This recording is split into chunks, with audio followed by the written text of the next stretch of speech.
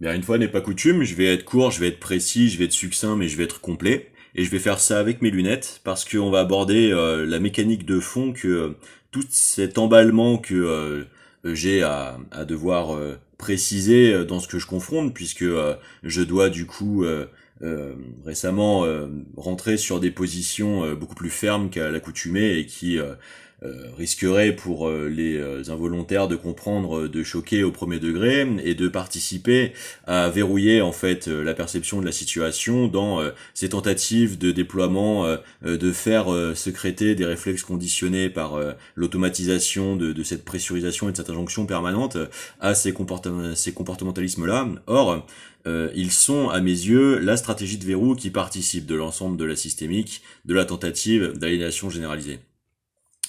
Je vais essayer de m'en tenir aux 4 grands points qui pour moi sont décisifs. Le premier, c'est que cette fois, donc je ferai cette vidéo avec mes lunettes, mais je vous montrerai pas l'intégralité de mes blessures, bien que le fait de constater, par exemple dans la dernière émission d'Akimomiri, dans la chronique de Merlin, le fait d'avoir à répondre à ce qui tente d'être instrumentalisé de l'illusion de la modernité et de la jeunesse, au profit en fait de la construction de décomplexion pseudo-néo-normativiste de perception intergénérationnelle qui participe du problème. Parce que, voyez-vous, si je m'en tenais au premier degré, en fait, strictement ultrament réactionnaires qui sont cherchés, être faits développer chez moi par ce genre d'attitude, je répondrais juste, mais pourquoi tant s'acharner à essayer de dire quelque chose ou à éviter de se taire ou à le dire mieux quand on n'a rien à dire? Parce que c'est le problème. C'est-à-dire que dans la tête de ces jeunes générations-là, qui sont inutilement inquiétés du fait d'être surmortifiés alors qu'ils sont au moment physiologique du consensus le plus fort de leur indestructibilité avant que cela évolue à cause de blessures avant tout traumatiques, dans une situation normale, bien sûr que les situations traumatiques arrivent dans des cas de plus en plus produits d'ailleurs d'atteinte aux droits fondamentaux de l'enfance par exemple. Ça fait partie de ce pourquoi je suis obligé de restituer aujourd'hui la cohérence de la complétude de mon action qui a identifié ces différents problèmes et le maintien dans son unité militantiste qui du coup normalement n'est pas concerné par ces devoirs d'auto-assurance, s'en prendre d'une certaine déprédativité à ce qui leur sera indiqué comme la vieillesse. Car ce qu'il se passe et ce à quoi ils sont injonctés et appelés à produire comme arme à leur insu, c'est d'être persuadés d'avoir à avoir raison sur ces sujets, alors que c'est précisément le piège. C'est-à-dire que si vous voulez déjà, l'âge, c'est à mon avis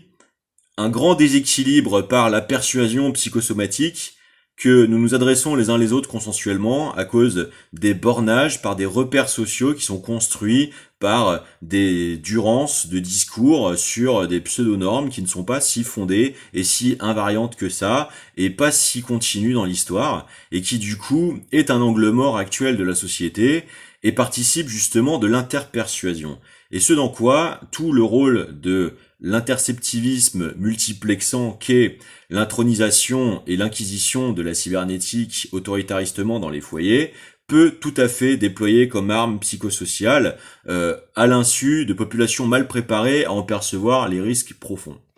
Ça, c'est le premier aspect général que moi j'ai choisi de défendre. J'ai choisi de les défendre en affrontant bien évidemment à l'avance la certitude de ce que cela essayait de me destiner comme réponse, puisque je sais très bien comment les atavismes en fait installés consensuellement psychosociaux fonctionnent et comment essayer de faire sublimer collectivement ces points de verrou-là sont des entreprises pharaoniques, mais j'en ai des pistes matériellement démontrantes d'avoir à le faire, notamment par ce que je maîtrise de ce qui a été écarté de la recherche en médecine et en différents axes de développement possibles d'équipements hospitaliers, en plus de l'entreprise de déprédation directe de l'hôpital pour des pseudo concepts économiques qui en réalité n'en sont pas puisqu'ils sont absurdes, puisque penser le trésor des nations à partir de la mortification des populations n'a aucun sens même économiquement. C'est-à-dire que il procède en réalité de la pure tentative de justification de la prédation et de l'antagonisation en fait de la régressivité, c'est-à-dire de l'abandon des valorisation et création de valeur et rémunération pour celle-ci d'œuvrer à l'amélioration de la santé publique dans une société, ce qui est quand même son rapport non seulement à son amplitude mais à son futur, et donc n'a aucune raison en réalité d'être ramené à de strictes, absurdément pseudo-nécessités uniquement idéologiques, économiques et même pas dogmatiques, puisque c'est vouloir imposer le chiffrage du coût d'une vie. Ce qui n'a aucun sens dans un système où la création de la valeur monétaire est aujourd'hui totalement informaticisée et générable à l'envi. La seule inféodation que cela produit à la fin, c'est de faire croire que nous n'aurions pas à créer la fondamentalité de la légitimité et de la génération de fonds spéciaux pour l'amélioration de la santé, parce que la valeur monétaire serait bornée dans sa masse monétaire au chantage à la guerre. Hein, c'est là où il y a un manque de réflexion, de profondeur sur l'organisation sociale chez des Johannoïques et tout ça, sur du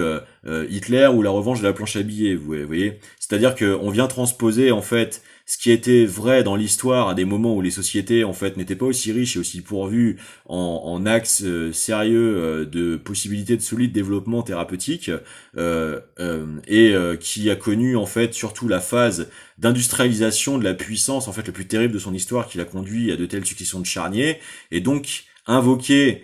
cette phénoménologie-là comme une règle procède en réalité de sa transposition et n'est pas forcément censé dans l'évolution des savoirs et la certitude de ceux qui étrangement ont été abandonnés depuis. Voilà pourquoi c'est une critique que je soutiens et que je défends. Troisièmement, il y a les égrégores. Les égrégores, c'est ce qui s'installe dans la programmation directe de l'inconscient collectif, au-delà de nos capacités de maîtrise de nous-mêmes permanentes, et qui s'arrache en fait par le conditionnement collectif général. Or, ceci peut avoir une influence profonde sur l'inconscient collectif et donc participer, de par ce lien physiologique profond que nous avons en réalité avec l'intégralité de la biomasse du vivant autour de nous, et qui du coup peut générer des systèmes de vagues de psychopressurisation imperçues qui jouent profondément en fait sur nos patrimoines génétiques. Ça, c'est ce que j'ai à répondre, par exemple, aux petites phrases et à l'intégralité du dispositif en général d'un Pierre-Yves Rougeron qui va se permettre, en fait, d'essayer d'ensemer en permanence ce genre de temporisation, d'induction et d'introduction, en fait, de petites toxicités micro-ciblées comme ça, de lâcher des petites phrases comme à un moment, c'est son patrimoine génétique qui en pâtit, etc., etc. Alors que il est évident que ces personnes, dans la configuration actuelle que je démontre publiquement préalablement, en fait, donc c'est-à-dire antéchronologiquement à la situation, que ça ne peut pas suffire en fait à la bonne préhension de l'intégralité en fait des aspects de la situation, et donc participe à ce moment d'une perversité et pareil d'une intention de déprédation qui se voudrait être imperceptible parce que trop subtile, et donc procéder en fait à la déprédativité. Et donc voilà pourquoi j'ai à y répondre. Je suis une personne qui a déjà vécu dans sa vie et précocement le poids d'erreurs médicales, qui a à physiologiquement en fait s'en sublimer par les moyens les plus directs, pendant qu'il est manifestement, constatamment, factuellement, démontrablement établissable qu'il est tenté d'organiser le sabotage de mes moyens d'existence, au sens de revenus, au sens d'intégration professionnelle permise, laissée perdurer sans intervention, au sens monitoring permanent de la certitude d'absence de certaines dotations et de carences et d'entraves diverses au fait de pouvoir y pallier, et d'essayer d'y substituer à la place, et c'est le quatrième volet de la chose, cette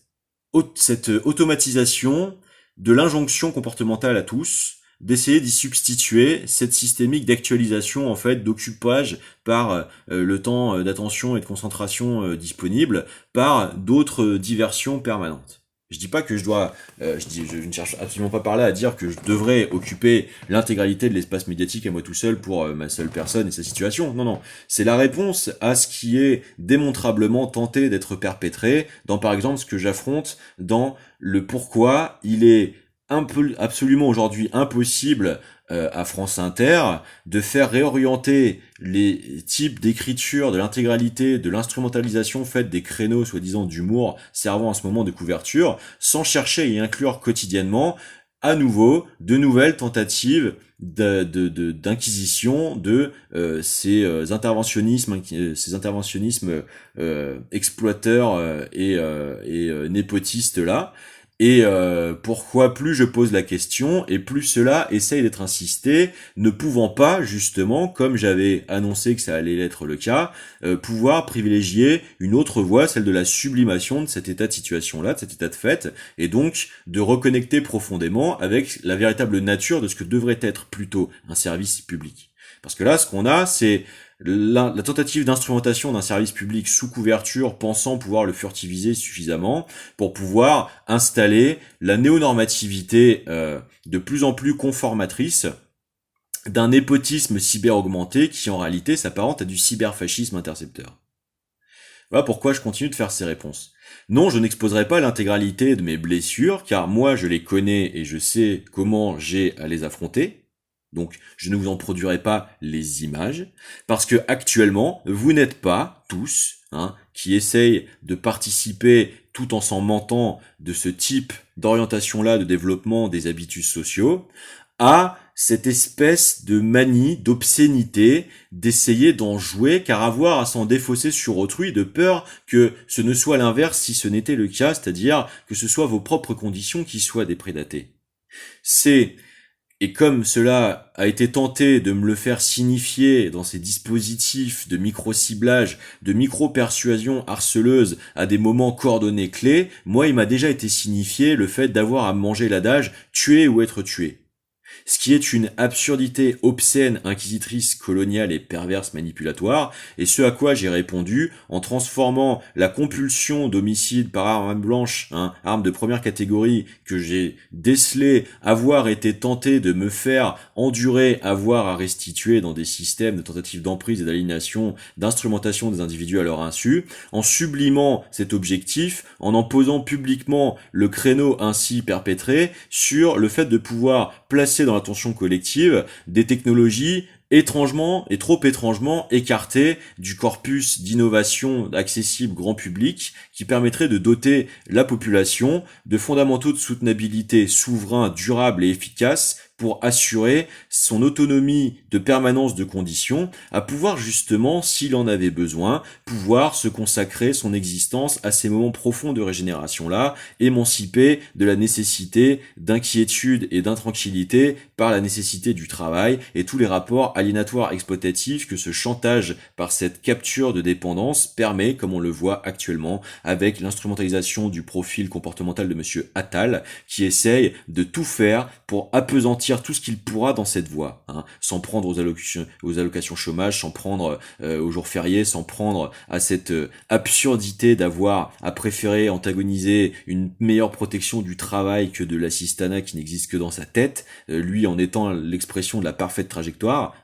et qui ne comprend rien en réalité à la réalité de fond des économies. Les économies ne sont pas réductible au strict libéralisme de l'échange de la balance commerciale entre production et échanges commerciaux internationaux, entre exportation et importation, puisque la ressource même qu'est la productique existentielle est l'humain. Que ferez-vous développer d'économies de puissance à large échelle et quand bien même serait-elle uniquement vertueuse si vous tuez les êtres qui le feront? Ça n'a aucune légitimation possible. Voilà pourquoi ces gens sont des tarés. Ces gens sont des fous alliés. Ces gens ont besoin d'un exhibitoire bouc émissaire d'illusions de définition et de nature du pouvoir qui serait alors, en la démontrabilité de leur exercice, essayer d'en tirer influence. Et c'est tout ce qui se produit et qui cherche à être produit avec le type de ces rapports. Voilà pourquoi ces gens sont à dégager le plus rapidement possible, tant qu'ils démontreront et surtout tant qu'ils ne s'excuseront pas d'avoir essayé de perpétrer ce type de comportementalisme-là à l'exercice des mandats. Ce sont les mandats que je critique, non pas les personnes, mais les attitudes déployées avec satisfaction par ces personnes à des positions d'exercice des mandats qui ne devraient pas le permettre. C'est ça, moi, mon problème que j'ai avec ces personnes. Et tant pis si je te le dis actuellement avec une gueule de hibou, parce que j'aurais voulu participer à des soirées 3MMC ou pas, activer des ressources méconnues du grand public dans ma physiologie ou non, de toute façon, la réalité, c'est que, en attendant, tu essaies d'organiser le fait que nous n'en ayons pas le choix, petit connard. D'accord? Parce que t'es trop occupé à camoufler le fait d'avoir été élevé dans une famille de fascistes sionistes, apologues de génocide et d'instrumentalisation de la France pour essayer de le financer par des délits d'initiés, connard. D'accord? Ça te va, ça, comme réponse? Donc, et ultime aspect de la chose, il est organisé systématiquement dans l'actualisation des mythes, hein, le fait que l'amour-passion soit systématiquement inféodé à la figure de la goule ou du vampire, parce que ceci participe à un bifascisme archétypal profond qui tente d'être unilatéralement systémisé dans la société. C'est celui que l'exploration en fait de la naturalité d'exprimer la finesse de ses perceptions propres en tant qu'être serait à systématiquement avoir à automatiquement assimiler à celle du strict pur ressentimentalisme. Or, dans les aspects de la proprioception pour ce qui est de la médecine et de l'autodiagnostic, c'est une impasse essayer de croire que l'intégralité du sensible soit considérable seulement dans la dimension précitée. L'autre aspect, c'est le fait que nous deviendrions dépendants à la capture par le chantage à l'accès à la médecine, qui est le fait de nous faire avaler au passage des seules options, de nouvelles options de rémunération supplémentaires, dont il n'y a pas non plus que des aspects vertueux, même s'il en est un immense que la blockchain pour le Bitcoin et sa solution à fluidifier les échanges monétaires et à continuer de développer l'échappée en fait de la capacité de l'immense pouvoir de détention que la génération monétaire seulement à des cercles suprémacistes sectaires, castiques et dynastiques, hein, et qui doit revenir dans le giron du commun et du collectivement souverain, puisque ce sont des outils de variables d'ajustement qui permettent de servir au mieux dans certaines configurations les nécessités d'adaptabilité économique dans l'internationalité, dans la mondialité. Et cette figure de l'anathème systématique à avoir parfois à revendiquer des impériosités ressentimentales proprio-perceptives dans l'organisation de son travail ou de son immédiateté de type de persistance, de perdurance d'existence, hein, n'a pas à être le camouflet d'une capture, d'une mise en dépendance systématique qui permet ensuite derrière de dresser, tant que cette intrusivité cybernéticienne sera du coup coordonnable avec les variations micro-détaillables des cours de revenus, de la participation, de l'allocation personnelle d'une part de capital à le faire fructifier ainsi sur sa superstructure, parce que ceci essaie d'être articulé ensemble.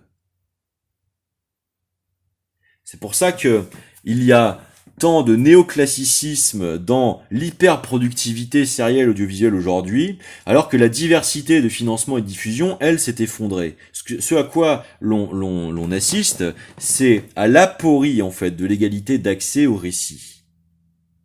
C'est-à-dire que la transfiguration des mots ne peut de moins en moins, en réalité, se raconter par l'immensité du commun.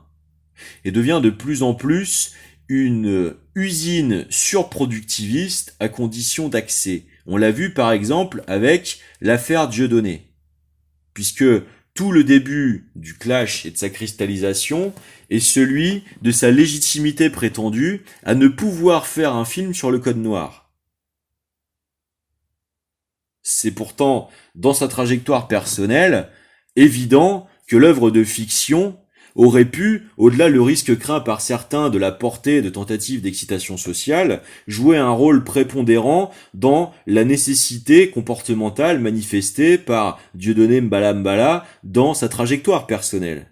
Donc, moi, ce que je défends le plus dans cette position-là, c'est pas le lobbying éventuel stratégique à avoir à déployer pour l'extrême droite derrière. Celui-là m'horripile au plus haut point, et pour le dire tout à fait franchement, histoire de dépasser une bonne fois pour toutes le problème, l'illusion d'avoir à essayer d'induire dans ces situations des incriminations abusives sur des rôles cachés que nous ignorons intrafamilialement dans des parallélismes tentés d'être laissés à pouvoir penser optionnellement en option de défense supplémentaire d'analogie quelconque avec mon histoire familiale, c'est le problème que j'ai avec la part toxique de l'inertie qu'a pu essayer d'avoir développé Soral sur Dieudonné à un moment.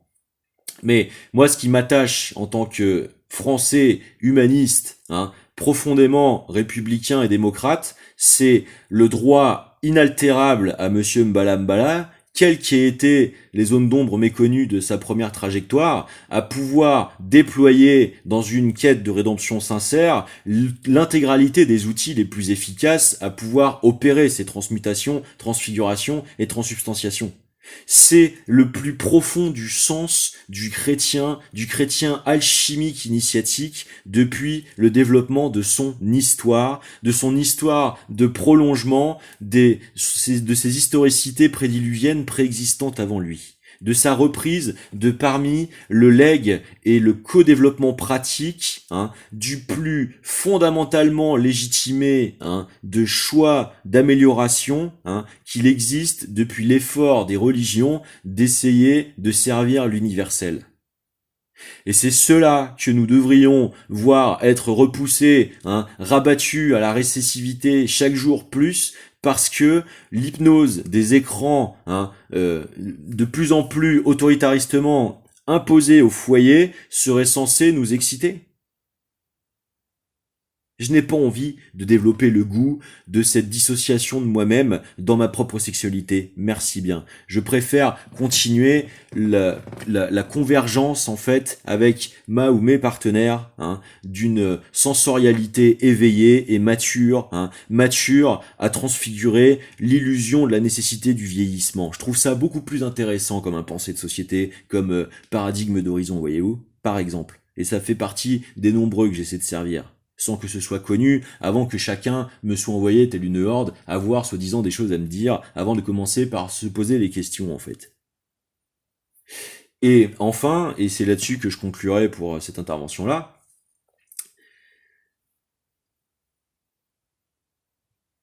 il y a aussi, au bout de ceci, le fait que essayer aujourd'hui de servir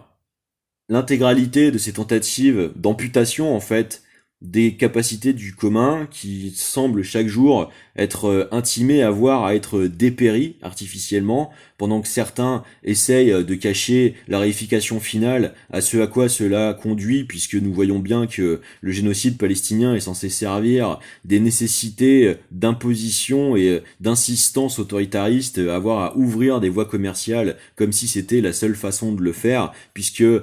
toute négociation avec la légitimité des Palestiniens à vivre sur leur propre sol serait à devoir écarter, ce qui n'a aucun sens. Eh bien, c'est à ça que l'ignorance et la tentative de perméabilité et de porosité possible faite par toutes ces tentatives de coups de boutoir là, d'essayer de prendre les Français pour une seule bétaillère à ressources disponibles de sa génétique à son data mining, par des factions en réalité entretenant une idéologie sécessionniste, néo-esclavagiste, suprémacisable et satisfaite d'avoir à l'être. Eh bien, c'est à ça que, si vous voulez, je n'ai pas peur, en fait, d'affronter votre propre illusion de nécessité d'avoir à entreprendre la laideur d'autrui. Parce que la nôtre, nous savons comment la transfigurer, pour peu que nous arrêtions de tolérer le fait de vous permettre d'essayer de nous empêcher de le faire. Voyez-vous? C'est ça le problème.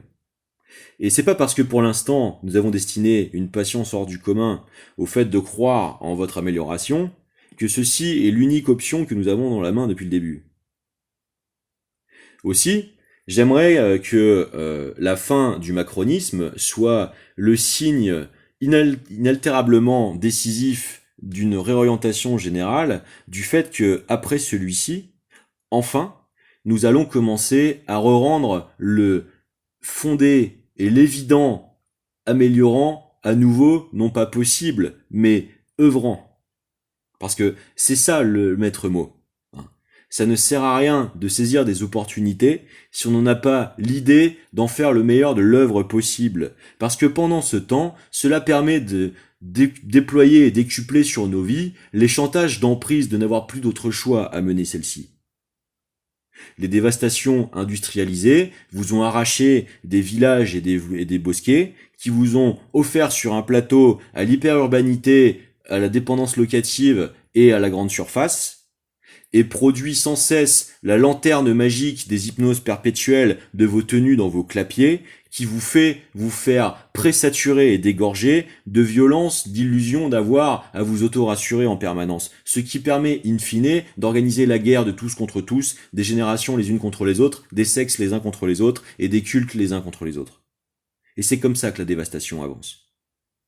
Alors, voilà ce que je vous dirai aujourd'hui, avec ma gueule de hibou.